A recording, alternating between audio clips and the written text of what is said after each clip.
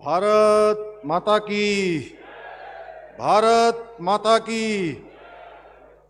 उत्तरायणी कौथिक महोत्सव के आज समापन अवसर पर आज के कार्यक्रम में जिनका हमको विशेष सानिध्य और मार्गदर्शन आशीर्वाद प्राप्त हुआ, उत्तराखंड राज्य के पूर्व मुख्यमंत्री, महाराष्ट्र के और गोवा के राज्यपाल, पद्म भूषण से सम्मानित श्रद्धेय भगत सिंह कोश्यारी जी, हमारे संपूर्ण जीवन जिन्होंने अपना समाज के लिए, अध्यात्म के लिए और राष्ट्र सेवा को समर्पित किया, ऐसे उत्तराखंड सरकार में अनेक विभागों के मंत्री आदरणीय सतपाल महाराज जी, और आज विशेष रूप से हमारे बीच में अतिथि के रूप में मुंबई से चलकर हम सब के बीच में हम सब का उत्साहवर्धन करने के लिए हमारे बीच में पधारे हैं, जिन्होंने अपनी सृजनात्मक लेखनी से साहित्य की समृद्ध परंपरा को आगे बढ़ाने वाले प्रख्यात गीतकार, पटकथा लेखक, कवि एवं केंद्रीय फिल्म प्रमाणन बोर्ड के अध्यक्ष पद्मश्री प्रसून जोशी जी, और कार्यक्रम में उपस्थित हमारे संगठन मंत्री आदरणीय अजय जी, माननीय विधायकगण अनिल नौटियाल जी, गोपाल राम टमटा जी, दुर्गेश्वर लाल जी, सुरेश चौहान जी, सुरेश गढ़िया जी, उमेश शर्मा काऊ जी, खजान दास जी, राजकुमार पौरी जी, गजपाल वर्तवाल जी, मेयर विकास शर्मा जी, पुलिस महानिदेशक श्री दीपम सेठ जी, एवं यहाँ पर उपस्थित हमारे सभी महानुभाव, मुकेश कुमार जी, सुरेश जी, विनय रोहिला जी, गणेश जोशी जी लखनऊ से आए, गुलाटी मैडम हमारी, और दीदी हमारी विनोद उनियाल जी, मधु भट्ट जी। अब मैं सबका नाम लूँ तो बहुत मतलब लगभग सभी को मेरा परिचय है आप सबके बीच में काम करते करते, और इस पूरे कार्यक्रम का जिन्होंने पूरी टीम के साथ, पूरी टीम आयोजक मंडल जिन्होंने कौथिक महोत्सव का आयोजन किया, गीता जी और उनकी पूरी टीम, मैं आज के इस अवसर पर कार्यक्रम में उपस्थित हमारे समस्त लोक कलाकार जिन्होंने अनेक अनेक स्थानों से आकर अपनी यहाँ पर बहुत शानदार प्रस्तुतियाँ दी हैं, और मैं उन सभी को बहुत बधाई देता हूँ, क्योंकि सबके ऐसे प्रयास, एक नया प्रयास यहाँ पर किया, क्योंकि भगवान उत्तरायण के, सूर्य के उत्तरायण में आने के बाद सभी अच्छे काम शुरू होते हैं, देवताओं के दिन शुरू हो जाते हैं, मंगल कार्य प्रारंभ हो जाते हैं। तो ये भी एक मंगल कार्य 5 तारीख से प्रारंभ होकर आज 8 तारीख हो गई, लगातार 4 दिनों तक चला है। और इसमें जो सबसे अच्छा उत्तराखंड की समृद्ध सांस्कृतिक विरासत, उसको यहाँ पर फिर से उसके विस्तार के लिए, उसके संवर्धन के लिए सभी प्रकार की जो हमारी संस्कृतियाँ हैं, कुमाऊनी, गढ़वाली, जौनसारी, पंजाबी, हमारी गोरखाली, अनेक जो भी संस्कृति उत्तराखंड के अंदर है, उन सभी को एक मंच देने का काम हुआ। इस आयोजन में आप सभी बड़ी संख्या में उपस्थित हुए, बहुत सारे लोग मैं देख रहा हूँ अनेक अनेक स्थानों से यहाँ पर आए हैं। मैं आप सभी का आज के इस समापन अवसर पर आप सबका हृदय से स्वागत करता हूँ, आप सबका अभिनंदन करता हूँ। और ये बहुत हर्ष का विषय है कि सेवा संकल्प फाउंडेशन के द्वारा आयोजित इस महोत्सव के माध्यम से मुझे भी हमारी लोक संस्कृति के सभी आप सभी संभावकों के बीच में इस कार्यक्रम में उपस्थित होने का अवसर प्राप्त हुआ है। और ये महोत्सव हमारी नई पीढ़ी को, आने वाले हमारे भविष्य के कर्णधारों को अपनी समृद्ध लोक सांस्कृतिक परंपराओं से जोड़ने का कार्य कर रहा है, पुनीत कार्य कर रहा है। इस महोत्सव के सफल आयोजन के लिए मैं सेवा संकल्प फाउंडेशन और इसके संस्थापक के रूप में गीता जी को और उनकी पूरी आयोजन समिति को, जिसमें अनेक लोगों ने, मैं तो देखता था क्योंकि रोज मैं आता जाता था, तो मुझे अक्सर ये पूरी टीम दिखाई देती थी। मेरा कोई विशेष योगदान नहीं है उसमें। और इन लोगों ने बहुत, मैं देखता था जैसे कि कोई परीक्षा होने वाली है, जैसे परीक्षा की तैयारी करते हैं हमारे परीक्षार्थी, हमारे बच्चे या छात्र छात्राएं, उस प्रकार से इन्होंने तैयारियां की हैं। इसके लिए मैं पूरी टीम को हृदय से साधुवाद एवं बधाई देता हूं।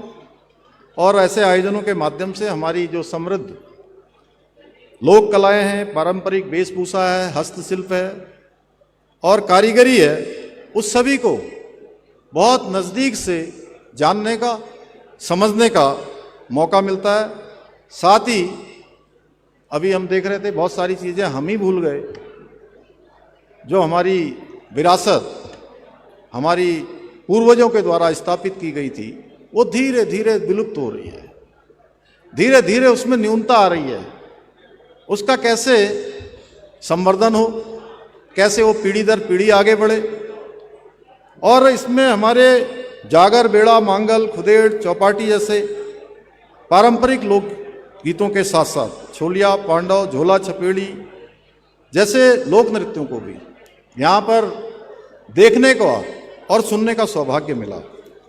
और मैं जब यहाँ आ रहा था तो अनेक मैं स्टॉलों को देखता हुआ यहाँ पहुँचा, तो इसमें मैंने देखा कि पारंपरिक हस्तशिल्प, जैविक उत्पाद, उत्तराखंडी व्यंजनों का सुंदर प्रदर्शन यहाँ पर किया गया है।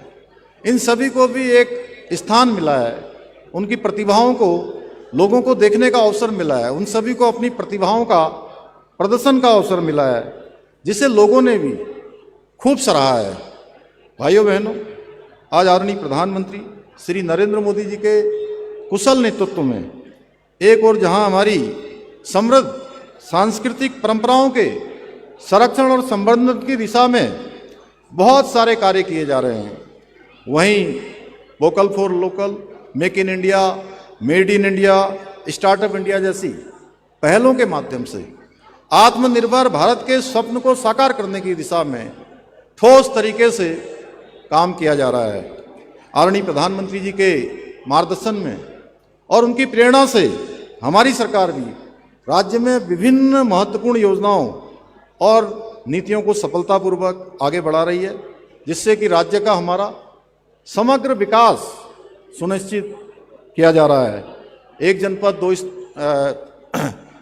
जनपद दो उत्पाद योजना हो या हाउस ऑफ हिमालयाज ब्रांड हो, इन सभी के माध्यम से। और जब मैं हाउस ऑफ हिमालयाज ब्रांड और अपनी माताओं के द्वारा, अपनी बहनों के द्वारा जो अनेक प्रकार के आज उत्पाद बनाए जा रहे हैं, उनके स्वयं सहायता समूह की बहनों के द्वारा बनाए जा रहे हैं, और मैं जिस कार्यक्रम में भी पहुंचता हूं, सच में मेरी ऊर्जा वहां पहुंचते ही दुगना हो जाती है जब मेरी बहनें मुझसे मिलती हैं और कहती हैं कि अब हमको जो है हमारे जो उत्पाद हैं उनके लिए विपणन का अवसर मिल रहा है। सच में मेरी माँ भी आज यहाँ पर हैं। मैंने देखा है कि उत्तराखंड की जो हमारे सुदूरवर्ती क्षेत्र हैं, वहाँ की जो हमारी बहनें हैं, हमारी माताएं हैं, मातृशक्ति है, उनका जीवन अत्यधिक कठिन होता है। कई प्रकार से उनको चुनौतियों का सामना करना पड़ता है, लेकिन उसके बावजूद भी आज हमारे राज्य की मातृशक्ति सच में कमाल कर रही हैं। इतने शानदार उत्पाद बना रही हैं कम संसाधनों में जबरदस्त काम उनके द्वारा किया जा रहा है। उनकी दिनों दिन मांग बढ़ रही है और जब वो मिलती हैं तो कहती है, मैं उनसे पूछता हूं कैसा चल रहा है आपका, आपके बनाए हुए उत्पाद, उसको विपणन का अवसर मिल रहा है क्या, बाजार में वो उसकी मांग हो रही है क्या, आप जो लाई हैं वो बिक्री हो रहा है कि नहीं हो रहा है। तो सच में मन प्रसन्न हो जाता है जब वो कहती नहीं नहीं खूब बिक रहा है, खूब बिक रहा है, खूब अच्छी कमाई हो रही है। और उसी का परिणाम है कि आज हमारे राज्य में 1,70,000 हमारी बहनें लखपति दीदी बन गई हैं और तेजी से लखपति दीदी बनने की दिशा में आगे बढ़ रही है। इसके साथ ही हम अनेक कार्यों को और भी आगे बढ़ा रहे हैं, चाहे वो स्टेट मिलेट मिशन हो, फार्म मशीनरी बैंक हो, एप्पल मिशन, कीवी मिशन, नई फिल्म नीति, नई पर्यटन नीति, वेड इन उत्तराखंड, सौर स्वरोजगार योजना जैसी पहलों के माध्यम से हम अनेक प्रयास कर रहे हैं। इन्हीं प्रयासों का परिणाम है कि विभिन्न चुनौतियों का सामना करते हुए भी बीते 4.5 वर्षों में हमने अनेक उल्लेखनीय उपलब्धियां हासिल की हैं, जिसकी गूंज आज पूरे देश में सुनाई देती है। अलबत्ता मुझे कहना नहीं चाहिए, लेकिन मैं कहता हूं, अनेक समय पर हमको बहुत नकारात्मक माहौल का सामना भी करना पड़ता है, लेकिन उसके बावजूद भी हमारा राज्य आज हिंदुस्तान के उन राज्यों की श्रेणी में आ गया है, जब भारत में कभी उनकी गिनती होती है तो कहीं ना कहीं हमारा नाम अवश्य आ जाता है और अग्रणी राज्यों की सूची में आता है। बहुत सारे विषय हैं कि जैसे अभी हाल ही में पलायन निवारण आयोग की रिपोर्ट, जिसमें रिवर्स पलायन हमारा 44% की उसमें उल्लेखनीय वृद्धि दर्ज की गई है। किसानों की आय बढ़ाने में देश भर में हमने पहला स्थान प्राप्त किया है। इसके साथ ही युवाओं को रोजगार देने के अवसर में भी हम देश के अग्रणी राज्यों के रूप में उभरे हैं।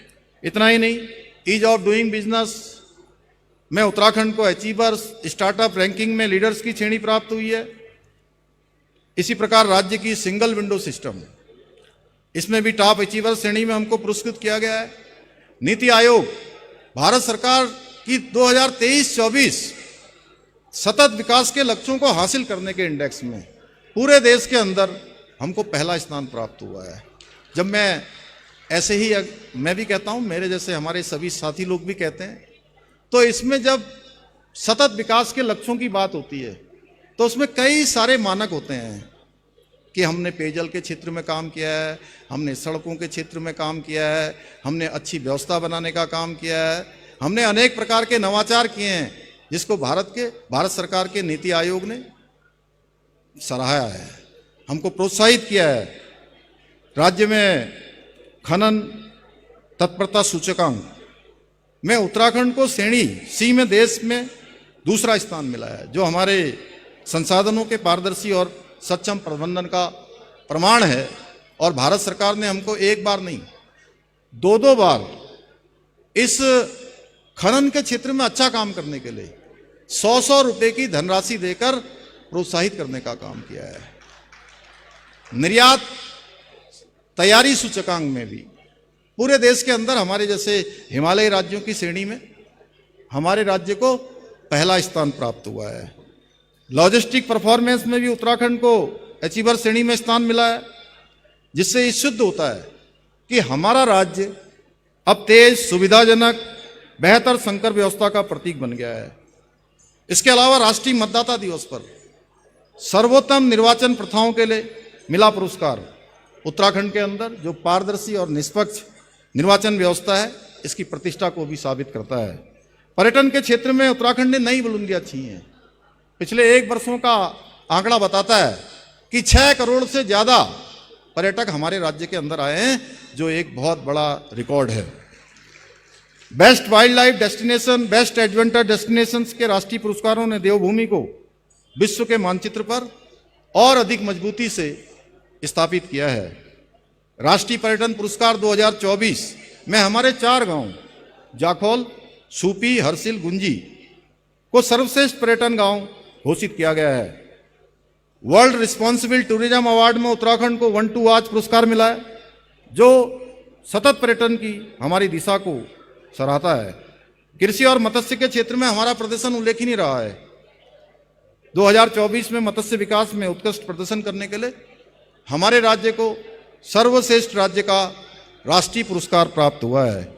इसके साथ ही विगत माह हैदराबाद में आयोजित हुआ अंतर्राष्ट्रीय विमानन सम्मेलन, उसमें भी हमारे राज्य को best state for promotion of aviation ecosystem सम्मान से सम्मानित किया गया है।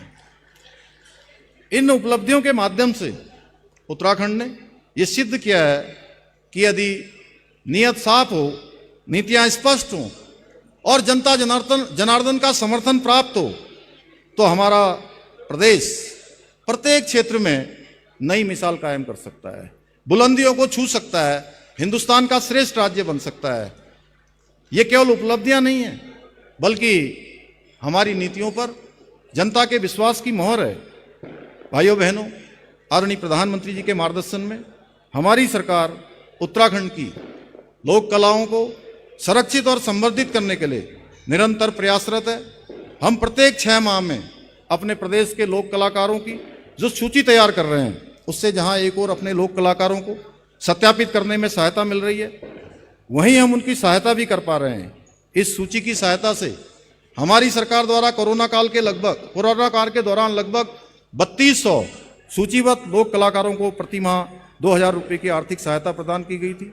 इसके अलावा हम लोक कला के क्षेत्र में अपना जीवन समर्पित करने वाले 60 वर्ष से अधिक आयु के जो हमारे बुजुर्ग हैं, अस्वस्थ हैं, लोक कलाकार हैं, उनको प्रति माह पेंशन भी प्रदान कर रहे हैं। यही नहीं, हमारी सरकार अपनी लोक कला और संस्कृति को सहेजने और उसे नई पीढ़ी को हस्तांतरित करने की दिशा में गुरु शिष्य परंपरा के अंतर्गत 6 महीने के लोक प्रशिक्षण कार्यशालाओं का आयोजन भी कर रही है।